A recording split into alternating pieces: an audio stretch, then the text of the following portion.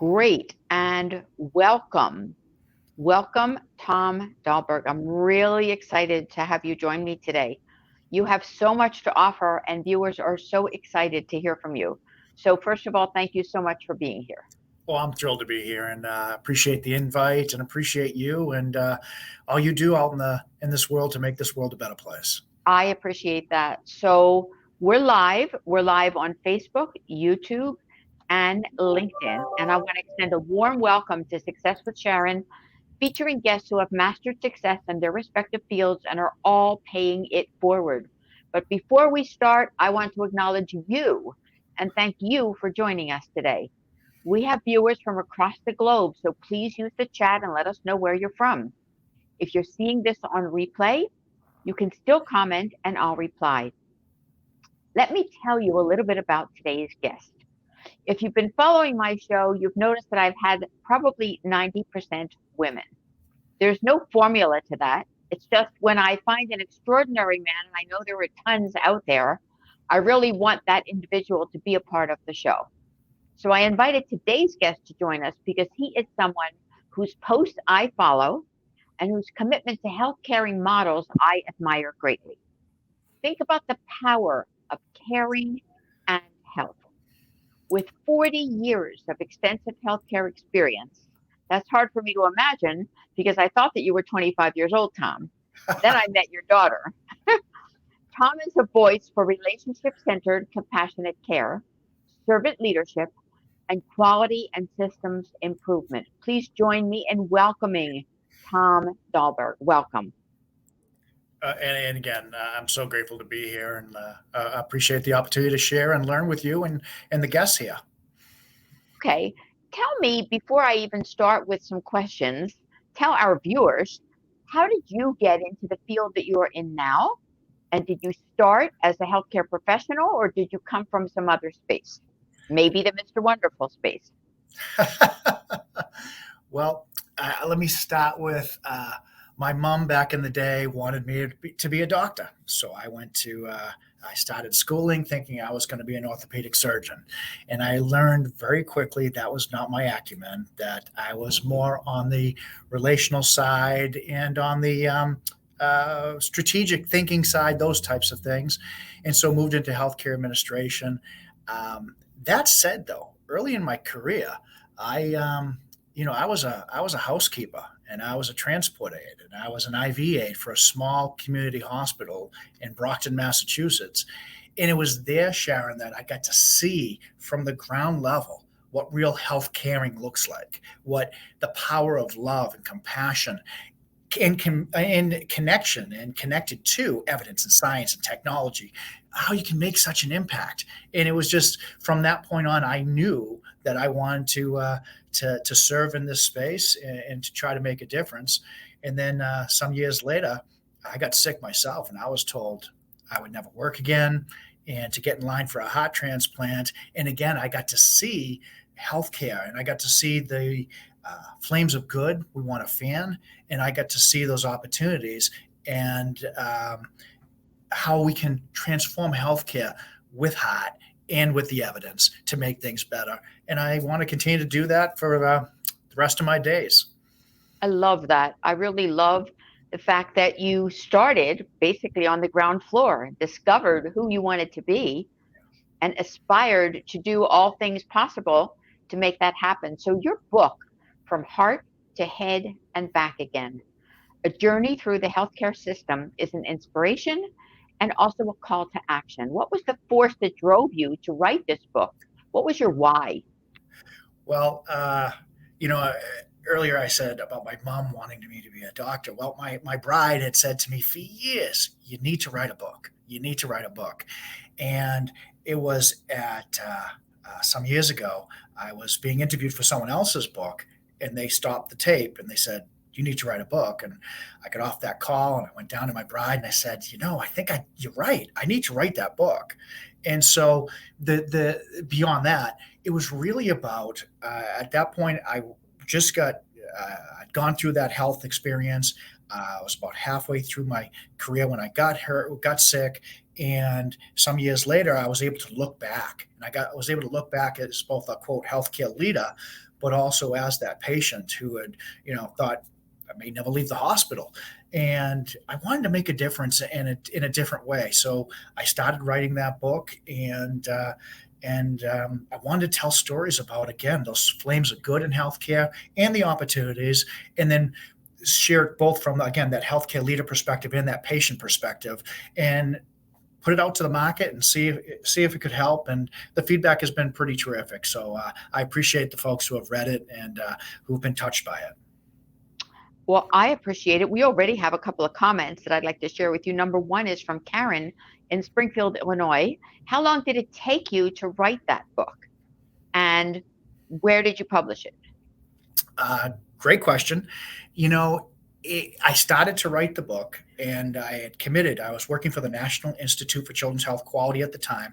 And when we made the decision, my bride and I, my bride's a nurse, and we decided that I was going to resign and I was going to take a year to write that book. And we were able to do so, being strategic in how we managed our lives.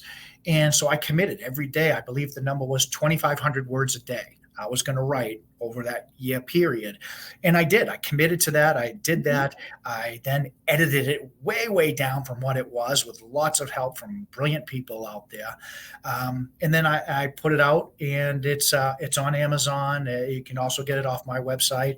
And again, people ask me about the journey. The one thing I'd add in the middle of that is, as I was writing that, I had also been journaling, and I started to blog about our family's experience with bullying. And I had a number of people tell me I needed to take my blog and turn that into a book to help people in the bullying space. And so as I was writing the Hot book, I also took a pause, went forward and published The Big Kid in Basketball and the Lessons He Taught His Father and Coach. And that's a book on bullying. And then the second edition came out last year around that.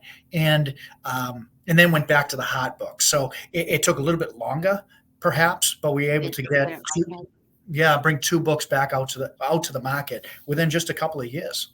Because I was going to ask you about the second book as well, but I have a question from Ed at GW in Washington, D.C. And his question is, you're going to love this. Are you a newlywed? You keep referring to your bride. Please explain that. I am not a newlywed. My bride is just this amazing person, an amazing nurse, my partner, my collaborator, and she's the Chief Joy Officer for DHLG, Dahlborg Healthcare and Leadership Group. And we've been together since 1990, got married in 92, and every day just feels like a brand new day with my wife, with my bride. I love that, because I remember once at a Chamber of Commerce meeting in Illinois when we lived there years ago, people were asking about your favorite vacation spot. And my husband and I both belong to the chamber. And everyone was having their turn. And I got up when it was my turn, and I said, every day that I have been with this man has been like a vacation. And they were all in awe. People looked at him thinking, wow, I didn't know that you were so special and that there was so much going on there. It was such a powerful moment, but it was a moment for both of us. So I truly get it. I absolutely understand it. One of the greatest challenges in healthcare today is a safe work environment. You mentioned the bullying book. A safe work environment, and I've spoken about it for years, but it just seems to be cyclical, like nursing shortage, and come back all of the time. We want it to be free of bullying and of stress. So you and I have both worked in this space.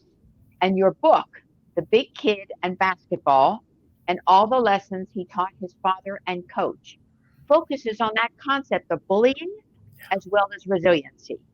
What results have you seen since the release of this book, which I now understand was between the completion of the first book, in youth sports and in school systems? And how does that apply to our healthcare system?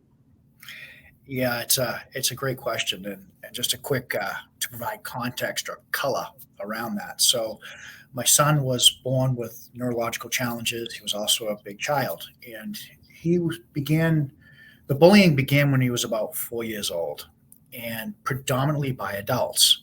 Now, yes. So I was lucky, for lack of a better term, to be working for the National Institute for Children's Health Quality at that time. And I went to the experts, because if you think about high reliability organizations, one of the tenets is defer to the experts. So I went to the experts. Right. I said, because my bride and I thought we were the worst parents ever. And so I said, tell me, help me understand. And the data shows that a huge amount of children are being bullied by adults, peers as well, but by adults. So it was not an aberration, unfortunately. And it allowed me to access a lot of experts and get help. And so um, I like I said, I began journaling about the experiences that he and I and the entire family was going through.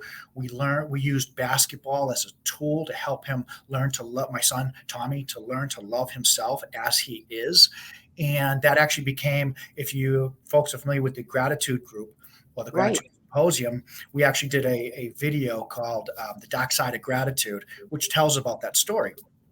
And the book went to market. I didn't really market it. It went to market, and the calling for information, more information to share the story, on television and radio and on stage, Wow. it, Wow. it was really terrific, Sharon. And yet, here it is. The book was out, I think, 2 years. And then my bride and I were outside, and my son, who was I think 23 at the time, the bullying again started when he was 4. The basketball started at 8 years old, and then now he's 23. He comes out to us out back, and he says, "Mom, Dad, I need to talk to you." And we're like, "Sure." And he says, "I need you to know. I need you to know that in 4th grade, I put a belt around my neck Oh my God. and tried to commit suicide."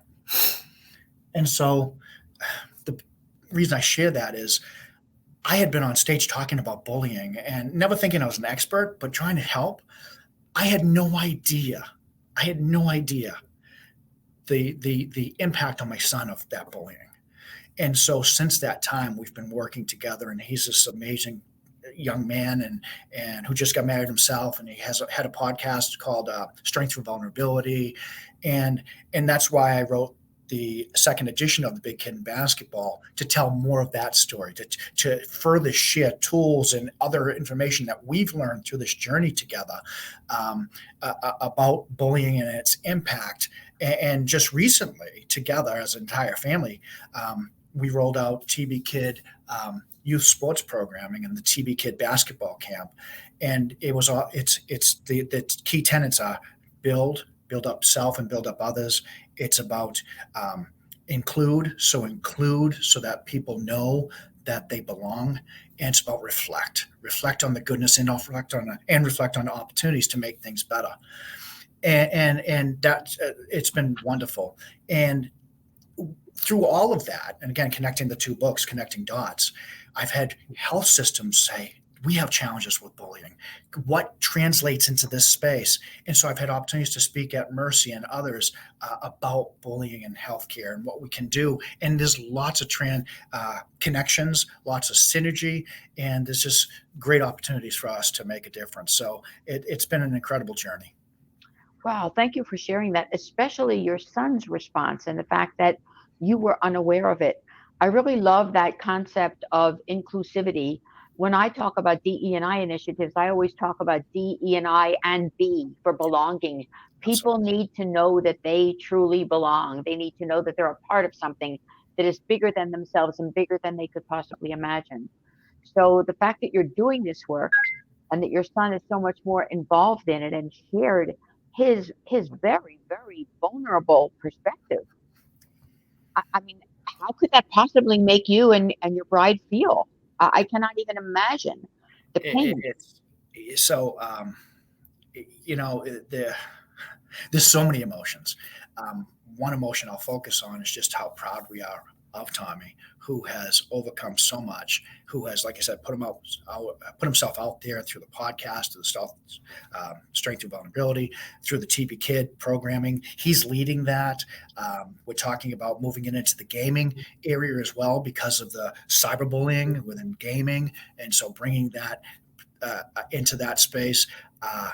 And our entire family has come together, including our pops, in these programs to ensure that children know that they're loved, that there is love out there, that there's, like you said, the whole. I'll tell you a quick story. So, second day of the third day of the basketball camp, I saw a father on the sidelines, and I walked over and we were talking. I was telling him about, like we just said, the build, the include, and the reflect.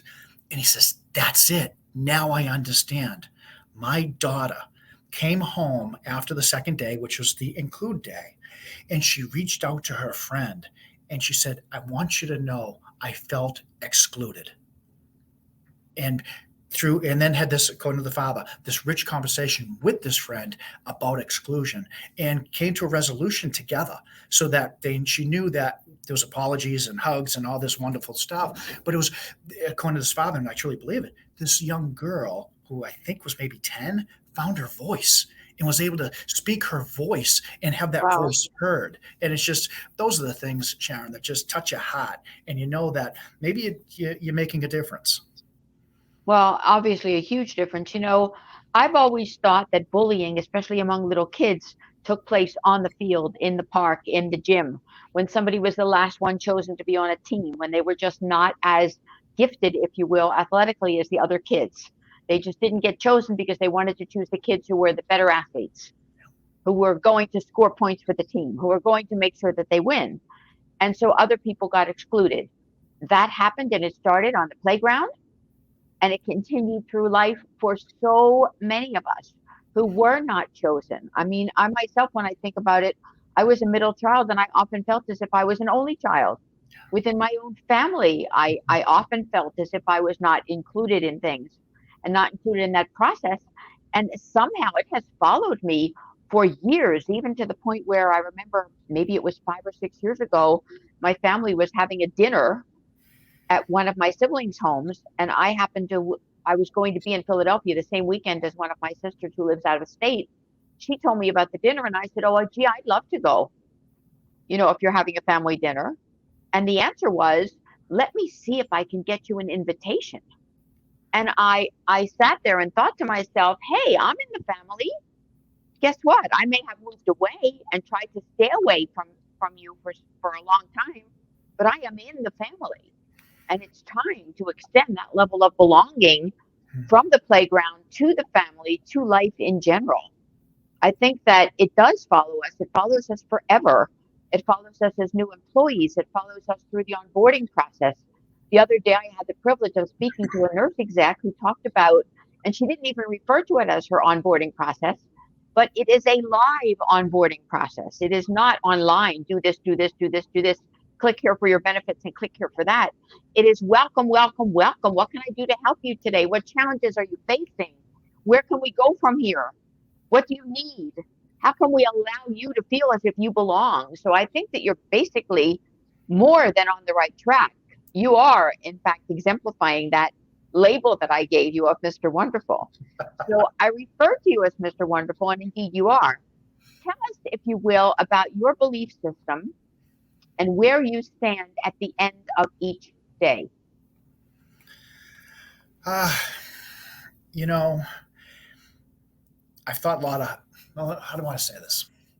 I used to work for an organization. It was all about patient experience, and it was all about tactics. We would go into health systems and we would coach tactics. And I kept saying, there's something missing here. What we're missing is the humanity. We're missing the love. We're missing the compassion. We're missing the empathy. And at the end of the day, and my daughter, Samantha, who I partner with on a lot of these projects, she said, "Dad, what you say is it's all about love and it's all about impact."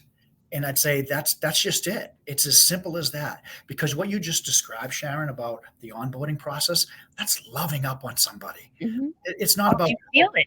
You feel welcome. exactly. It's not It's checking not a a box. word. Bingo. It's an action, right? Love is an action. That's right. I talk about leading with love. It's not checking a box. And tactics become boxes to be checked. It's about loving.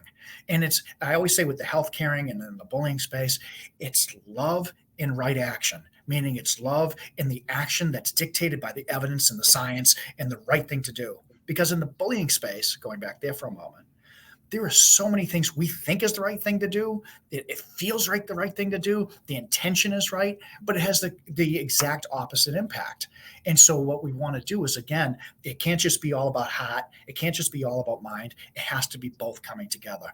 So that's my philosophy, that at the end of the day, if I've loved and I've impacted somebody, then we've had a good day.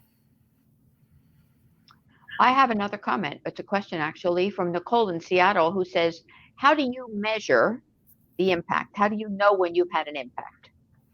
it I love that. I used to run an analytics shop, and it was, and I was blessed to run to lead a nonprofit research institute. So how do you measure those things? So I've come back, and my journey in the measurement space has taken a long. It's been a long journey, and it was Don Berwick was at Michigan State maybe 2 years ago, and he said in healthcare we need to decrease measurement by 70 or 75%. And when you think about all the different things we measure and how many of the critical few things that actually lead to difference making. And so that's one piece of that. So my vision around measurement has changed significantly. When I think about my own, did I impact somebody? A lot of times it's that qualitative piece. And a lot of people say qualitative data is not as good as quantitative. I totally disagree. It's how we use the data. We can use numbers to manipulate. We can use story to manipulate. When a father says to me that his daughter found her voice, that's impact. Oh my heavens, yes. Exactly. When children run up to, we have one of our coaches is Emily Esposito, and she's just incredible. She's a D1 athlete, and she's had her own incredible journey, and she's one of our coaches. And when these children come up and hug her and want to sign her sneaker and have her sign their sneaker, not because she was D1 athlete, but because she's a wonderful person that connects at a high level and taught them the skill of basketball. That's impact. So I think there's a lot of different ways, and we need to be open, both heart and mind, to all the different ways, and then be clear, did we make a difference or not? Right. And it is really all about making a difference.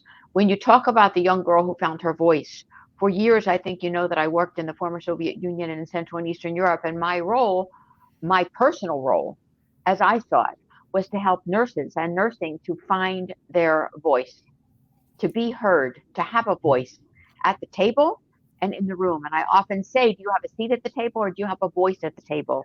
You and I both know there's a huge difference in terms of when you are heard, and people want to be heard. They want to be listened to with intention.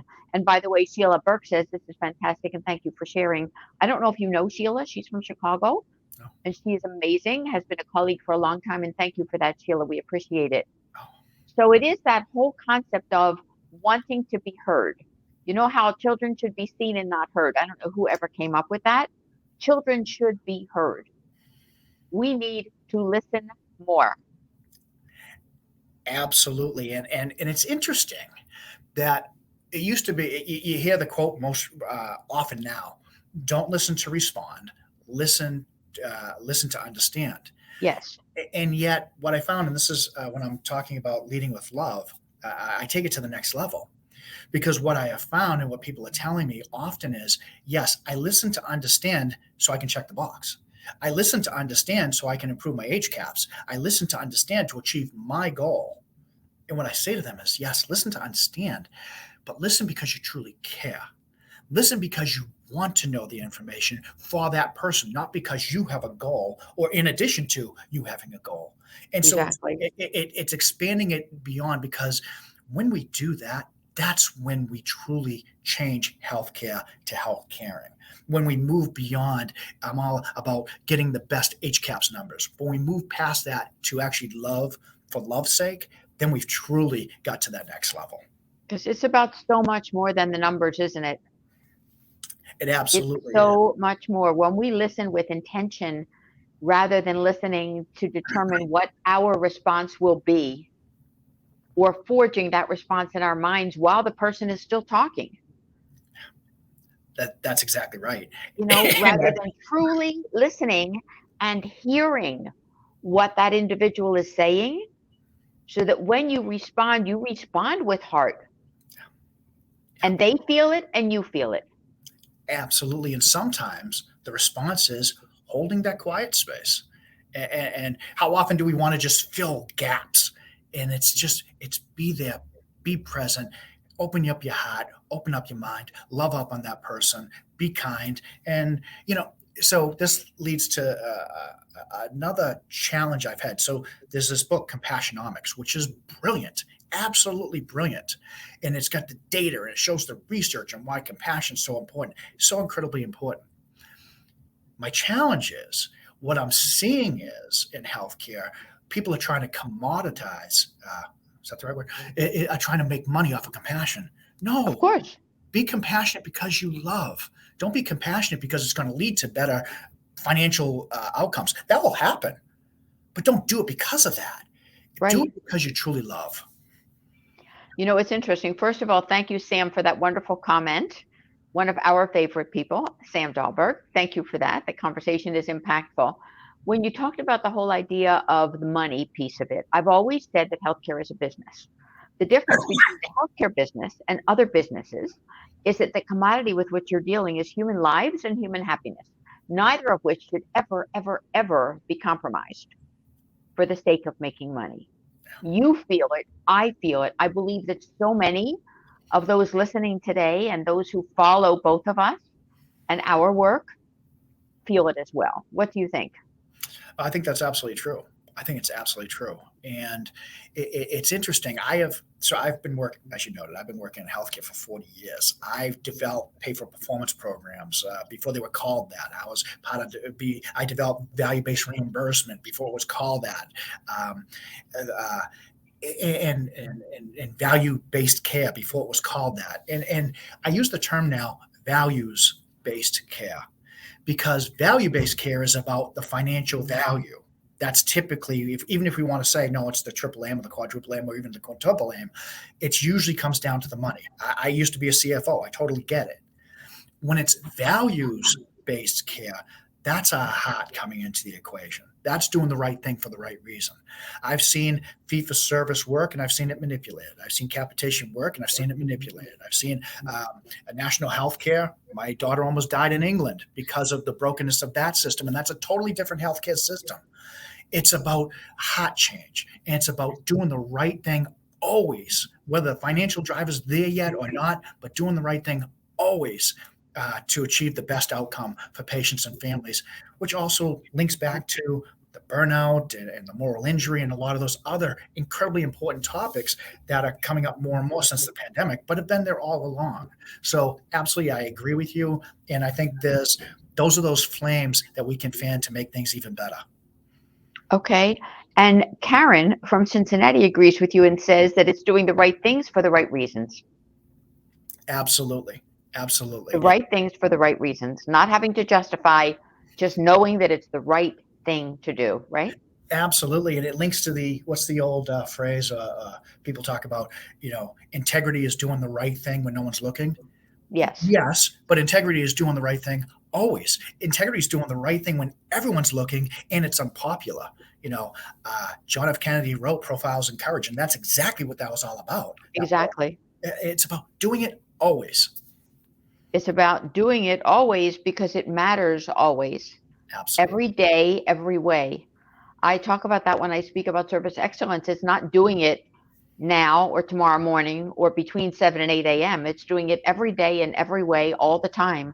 And that it's every single person. And you shared that you started at the lowest level, perhaps in that hospital. It's every single person contributing to the whole, to the system to make it better, to improve the quality. Forget about that score. Forget about the number.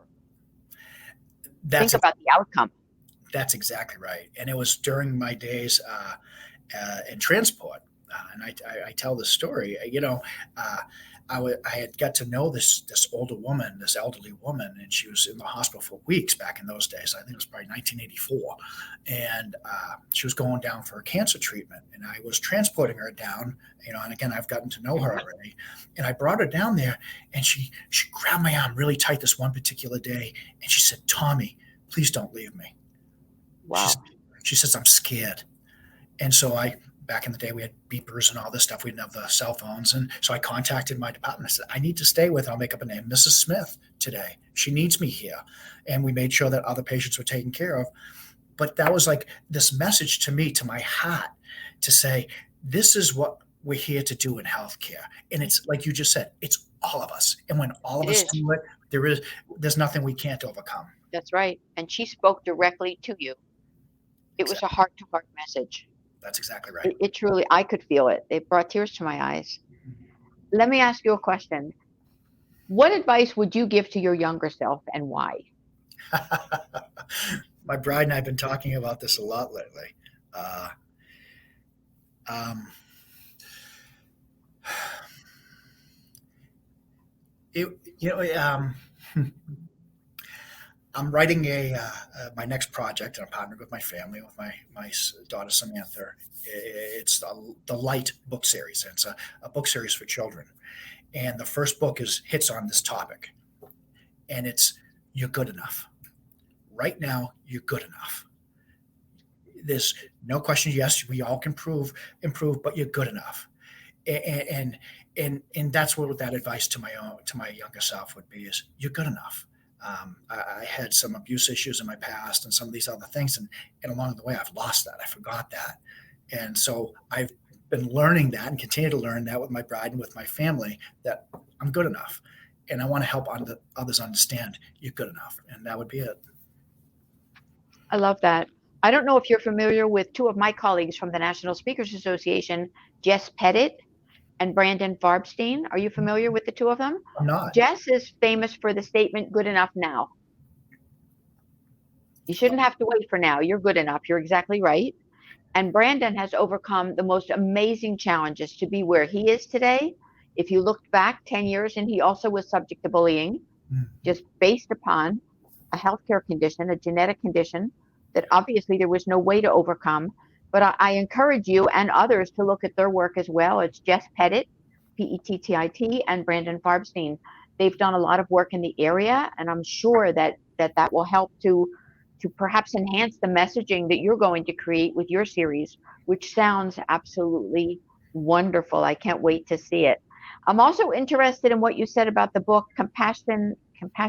Is that what Yep. you said? Yep. That is a book that's out on the market right now. It is. It has been out maybe 4 or 5 years, I believe. Oh, okay. All right. I'm not familiar with that one, but I certainly will explore it. It's I'd brilliant. love to see what it says, because chances are the messages that we hear today are the same messages that we may have heard 10, 20, 30 years ago in our careers, but suddenly they rise to the surface and they have impact where perhaps they never did before. Yeah. Maybe the message wasn't strong enough. Maybe the timing wasn't right. And now it all seems to be appropriate, doesn't it? Absolutely. Absolutely. Isn't there an old saying, something like the student shows up when it's time to show up, or something When it's like time that? to show. That's exactly right. Yep. A message to all of those who are out there cutting class. When it's time, you'll be there. You will be there. Listen, I have truly enjoyed chatting with you today. I just think that you are such an inspiration, and it is always such a joy to have a conversation with you. I've certainly been most grateful for the advanced praise that you've done on my own books. I've really appreciated that. I know that your reviews are so thoughtful and they are heartfelt, and that when you speak from that voice from within that allows the reader to truly understand who and what you are. So I appreciate that. That's where I came from, the Mr. Wonderful. That's how I got to that label, if you will. It's not a negative label. It is something that I truly admire in you. And so I'm so glad that you were able to join us today. Anything else that you'd like to leave with our audience before we come to a close? First, gratitude for you and this opportunity, and the folks that commented and listened in. And secondly, your book, Think Differently: 18 Strategies to Fix Broken Thinking, is just so brilliant and connects at so many different levels. I know I shared it with my daughter Samantha, and I know you all have connected as well. So Yeah, she's kudos to delightful. you. Thank you, and I agree. And kudos to you and Dina for the work you're doing and the message you're putting out there that, again, is helping this world become a better place. Thank you. We appreciate that. Thank you, Tom Dahlborg, for being with us today. This comes to a close, but also an invitation for all of you to join us the first of each month for another series of Success with Sharon. Thanks very much for being with us today, Tom. You are truly inspirational, and happy holidays to you. Thank you, and same to you. You all take Thanks. care. Bye-bye. You too.